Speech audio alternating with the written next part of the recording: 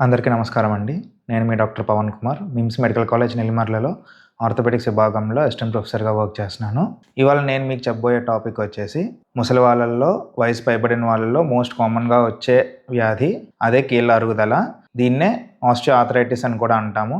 ఇది మోస్ట్ కామన్‌గా మోకాళ్ళకి బాగా ఎక్కువగా వస్తుందండి.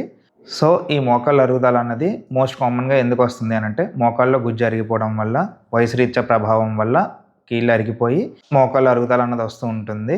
ఈ వ్యాధిలో కనిపించే లక్షణాలు వచ్చేసి మోకాళ్ళ నొప్పులు, మోకాళ్ళ వాపులు, అలాగే మోకాళ్ళ వంకర తిరిగిపోవడాలు, అలాగే రాత్రిపూట నిద్ర సరిగ్గా పట్టకపోవడం. దీనివల్ల రోజువారీ చేసుకునే పనుల్లో కూడా చాలా ఇబ్బంది అవుతుంది.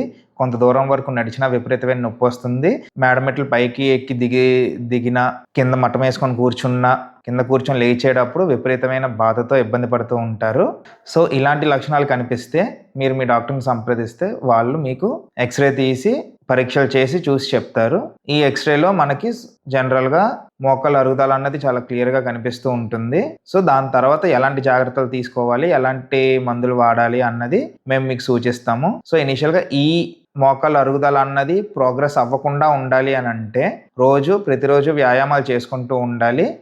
రోజువారీ చేసుకునే పనుల్లో మీకు ఇబ్బంది రాకుండా ఉండాలి అంటే రోజు చేసుకునే పనుల్ని తగ్గించుకుంటూ ఉండాలి. మేడమెట్లు ఎక్కి దిగడం అన్నది చాలా వరకు లిమిట్ చేసుకుంటూ ఉండాలి. ఎక్కువ కింద కూర్చోవడం కానీ, మేడమెట్లు ఎక్కి దిగే పనులు కానీ అవన్నీ పూర్తిగా ఆపేయాలి. దాంతోపాటు మనకి ఏదైనా ఒబెసిటీ లాంటిది కానీ, లేకపోతే షుగర్ వ్యాధులు లాంటివి కానీ, థైరాయిడ్ వ్యాధులు లాంటివి కానీ ఉన్నాయో లేదో అన్నది ముందుగా చూసుకోవాలి. వాటిని చూసుకొని దాన్ని కూడా తగ్గించుకునేలా చూసుకుంటే ఈ మోకాళ్ళ మీద ఒత్తిడి పడకుండా, మోకాళ్ళ అరుగుదల రాకుండా కొంతవరకు మనం ఉపశమనం ఇవ్వగలము. దాంతోపాటు డైట్ కూడా బాగా రెస్ట్రిక్ట్ చేసుకుంటూ ఉండాలి. ఎక్కువగా ఆకుకూరలు, కాయగూరలు, పీచు పదార్థాలు ఉండే వంటలు, అలాగే ఫ్రూట్స్ అలాంటివన్నీ, పళ్ళు అలాంటివన్నీ బాగా తింటూ ఉండాలి. అప్పుడు మనం ఈ మోకాళ్ళ మీద ఒత్తిడి పడకుండా మనం కొంతవరకు నివారించగలం. ఇది ఒకవేళ చివరి దశలకు వచ్చేసి మోకాళ్ళు బాగా వంపులు వచ్చేసాయి అనిపిస్తే అది చివరి దశ కింద పరిగణిస్తాము.